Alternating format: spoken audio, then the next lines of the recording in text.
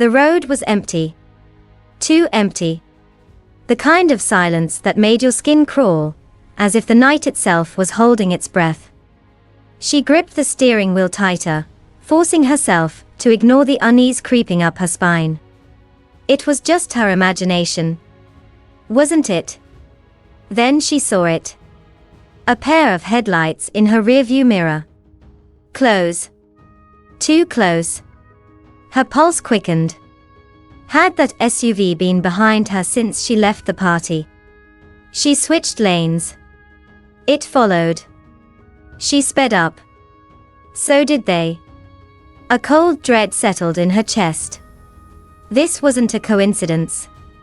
And when the SUV swerved, forcing her into a dark alley, she knew she was being hunted. But why? And who wanted her dead? Stay. Because the night is far from over. The bitter taste of wine still lingered on Ivy's tongue as she drove through the empty streets, the distant glow of city lights fading in her rearview mirror. The night was supposed to be over, a miserable party she never wanted to attend, a final goodbye to the family that never truly considered her their own. She should have felt relief. Instead, unease curled in her gut, sharp and unshakable. Then she saw it. A black SUV. At first, she brushed it off. Just another car on the road. But when she changed lanes, it followed. When she slowed down, it did too. Her fingers tightened around the steering wheel. This wasn't a coincidence. A cold dread wrapped around her spine as the SUV suddenly accelerated, cutting into her lane. Shit.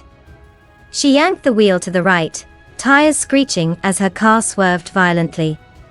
The vehicle behind her didn't hesitate.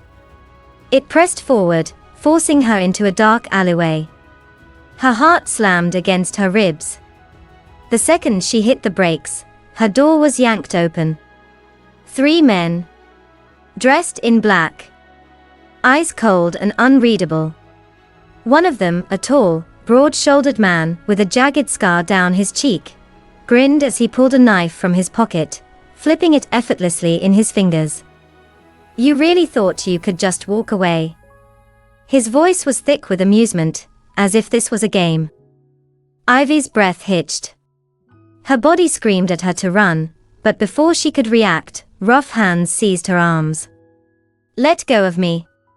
She thrashed wildly, but they were too strong. One of them clamped a hand over her mouth as another twisted her wrist behind her back, shoving her against the cold metal of her car. Panic surged through her veins like fire. No one was coming. No one even knew she was here. Then, a gunshot. The man holding her jerked, a choked gasp ripping from his throat before he collapsed. Blood pooled beneath him. The other 2 men froze. A shadow moved at the end of the alley. Heavy boots against pavement. And then he stepped into the dim glow of the street lamp. A tall man, dressed in black, his face unreadable, his presence like a storm rolling in. He held a smoking gun, his grip steady, his expression ice cold. The remaining men hesitated for only a second before bolting, their retreating footsteps echoing through the alley. Ivy stood frozen, chest heaving, eyes locked onto the stranger as he lowered his gun. Someone paid them to kill you. His voice was low, gravelly. He took a step closer, and for the first time, she could fully see him, sharp jawline, dark eyes that held no warmth, a presence that sent both fear and something far more dangerous through her veins. Do you know who it was? Ivy swallowed hard. Because deep down, she had a terrible feeling she already knew the answer. The night air was thick with the scent of blood and gunpowder. Ivy's body was still trembling as she stared at the stranger before her. His words echoed in her skull. Someone paid them to kill you. And there was only one place she could start looking for answers. Her family. James Quinn was a man who built an empire from the ground up. Ruthless. Calculated. He demanded success, not love. And in his world, weakness was unacceptable. Ivy had learned that the hard way. When she was young, she used to crave his approval. She would run to show him her drawings, tell him about the books she loved, beam with pride whenever he looked her way. But his affection was always cold, measured, if it even existed at all. Then came the divorce. Her mother, sweet, soft-spoken, and far too gentle for a man like James, packed their bags and left. Ivy had begged to go with her. But the courts decided she belonged with her father, a man with power, influence, and an endless supply of lawyers. And just like that, she was trapped in a house that no longer felt like home. When Victoria entered their lives, everything changed. She was beautiful, poised, and manipulative in ways Ivy couldn't understand at first. She smiled at her with kindness laced in poison, her words always smooth, always cutting. "Your father is a great man, Ivy. But greatness needs discipline. You wouldn't want to disappoint him, would you?" Then came Brandon and Lauren, her new siblings. Perfect in every way. The golden children. Brandon, with his sharp suits and charm, was James's pride and joy. Lauren, delicate and cunning, played the role of Daddy's princess flawlessly. And Ivy? She was the outsider. Slowly, the family stopped seeing her. Conversations happened around her, plans were made without her. She became invisible in her own home. Then, on her 18th birthday, she learned the truth. Her father had emptied the college fund her mother left behind. Every penny. "It's not like you were going to do anything worthwhile with it anyway," he had said, barely looking up from his desk. That was the day she walked away. No money. No support. No family. Just herself. And yet, no matter how hard she tried to escape them, she was always haunted by the reminder that she had never been wanted. And tonight, someone from that house wanted her dead. The party had been a mistake. She had known it the second she stepped into the grand dining hall, her heels clicking against marble floors as dozens of eyes turned to her. Some shocked. Some amused. Most indifferent. She shouldn't have come. Ivy. Victoria's voice had been honeyed, sickeningly sweet. "I'm so glad you made it. It wouldn't be a real family gathering without you." Liar. Ivy had forced a polite smile, pretending not to notice the whispers. Pretending not to care that her father hadn't even looked her way. Then she saw it. The name cards. Everyone had one, placed neatly in front of their seats. Brandon. Lauren. Victoria. James. And then. Loser. The words were written in elegant cursive, as if meant to be some kind of twisted joke. Laughter rippled through the table. Ivy felt her chest tighten, but she didn't flinch. Didn't let them see the way the knife twisted deeper. Instead, she reached for her glass of wine, lifted it high, and smiled. "To my dear, loving family," she said, voice smooth, almost mocking. "May this be the last time you ever see me." She downed the wine in one swallow, slammed the glass onto the table, and turned on her heel. She didn't stay to see their reactions. She didn't look back. She never could have known that walking away wasn't just leaving behind a toxic family. It was walking straight into a death sentence. The weight of the memory crushed her chest as she stood in that dark alley, staring at the man who had just saved her life. Do you know who it was? Ivy swallowed hard, her mind flashing back to the party, to the name card, to the way Victoria had smirked, to the way her father had remained silent. She thought she had left them behind. But they weren't done with her yet. The city blurred past the window, neon lights flickering in streaks of red and white as Ivy sat in the passenger seat of Knox's car. Her hands were clenched into fists, nails digging into her palms, but she barely felt it. The events of the past hour played on repeat in her mind. The black SUV. The knife glinting under the streetlights. The gunshot. The bodies hitting the ground. She was supposed to be dead. And someone in her own family had made sure of it. "Where are we going?" she asked, voice tight. Knox didn't look at her, his focus locked on the road ahead. His grip on the steering wheel was firm, controlled, just like everything else about him. Somewhere safe. She should have been relieved. But the only thing she felt was rage. The safe house was a run-down apartment in a part of town Ivy never would have stepped foot in before tonight. The walls were bare, the air smelled like old cigarettes, and the only furniture in the room was a worn-out couch and a James-seaty table. Knox locked the door behind them, then pulled out his gun, checking the magazine before placing it on the table. "You should sit down," he said. Ivy didn't move. "Tell me everything." Knox exhaled sharply, running a hand through his dark hair. For a moment, he just studied her, as if deciding how much she could handle. Then he spoke.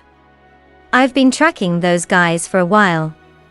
Low-level enforcers, working for a crew that doesn't take jobs unless the money's good." He leaned back against the table, arms crossed. "Someone paid them a lot to kill you. And I mean a lot." A chill crawled down her spine. "Who?" Knox's jaw tightened. "Someone in your family." The room tilted. Ivy forced herself to stay upright, her pulse pounding so hard she could feel it in her skull. "No," she said automatically. "It doesn't make sense. My family hates me, sure, but kill me? That's insane." Knox didn't respond. He just watched her, waiting for the truth to sink in. And it did. Because deep down, she knew. She had spent her entire life being treated like an outsider, a nuisance, a problem that no one wanted to deal with. So why wouldn't they try to erase her completely? Her hands trembled as she pressed them to her temples, trying to think. "Who has the most to gain?" she whispered. She didn't want to say the name. She didn't want it to be true. But there was only one person who was capable of something like this. Victoria Quinn. Knox's expression didn't change, but something in his eyes told her she was right. "Victoria handles some of your family's financial affairs," he said carefully. "She's been making moves for a while. Investments, offshore accounts, shifting money where your father wouldn't notice." Ivy's stomach twisted. "What does that have to do with me?" Knox's gaze locked onto hers. "Because the only thing standing between her and full control of that money is you." The words hit her like a punch to the gut. "That doesn't make sense. I don't have anything to do with my family's business. My father made sure of that." "Exactly." Knox pushed off the table, stepping closer. "But legally, you still have a stake in certain assets. Maybe your father planned to cut you off completely, maybe he didn't. Either way, Victoria wasn't willing to take the risk.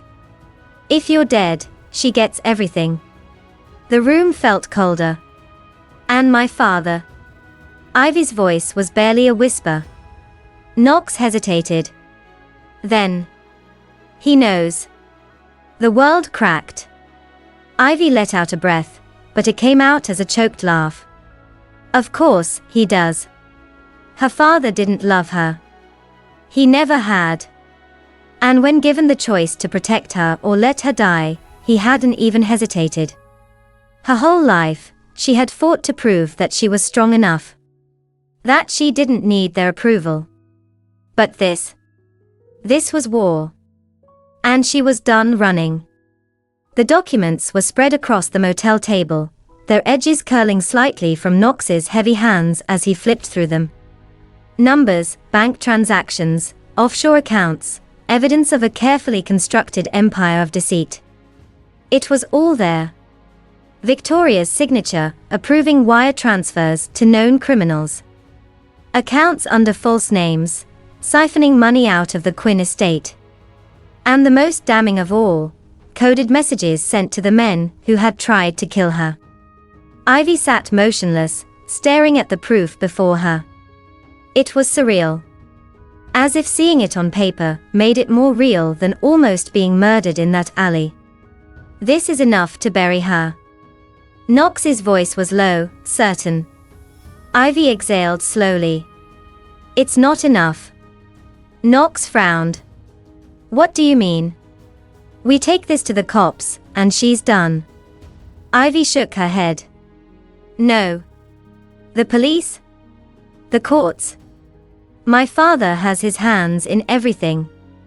She'll buy her way out, spin some story, and I'll still be looking over my shoulder for the rest of my life. She lifted her eyes to meet his. I want them to see it. I want them to feel it. I want them to know that I know. A slow smile tugged at the corner of Knox's lips. You're going back. Ivy grabbed the files and stacked them into a neat pile. I'm going back. The Quinn estate was as grand as ever, gold chandeliers, polished mahogany floors, and the suffocating scent of wealth and privilege. Ivy had once called this place home, but tonight, she was merely a guest. A ghost at her own funeral. She could hear laughter from the dining room as she stepped inside. The family was gathered, toasting to another victory, another successful deal. She wondered if they had even spared a thought for her, if they had assumed her body was already buried in some ditch. The moment she entered, the room fell silent. Wine glasses paused mid-air. Silverware clinked against porcelain. Eyes widened in disbelief. Victoria was the first to recover. Ivy. Her voice was a perfect mixture of shock and delight, but Ivy didn't miss the flicker of panic in her eyes. What a surprise. We thought you had left town. Ivy smiled. I almost did.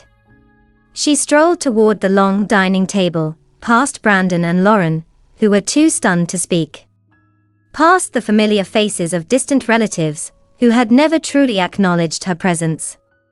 Then she reached her father. James Quinn sat at the head of the table, his expression unreadable, but Ivy knew him too well. That was the face of a man who had already accepted his own guilt.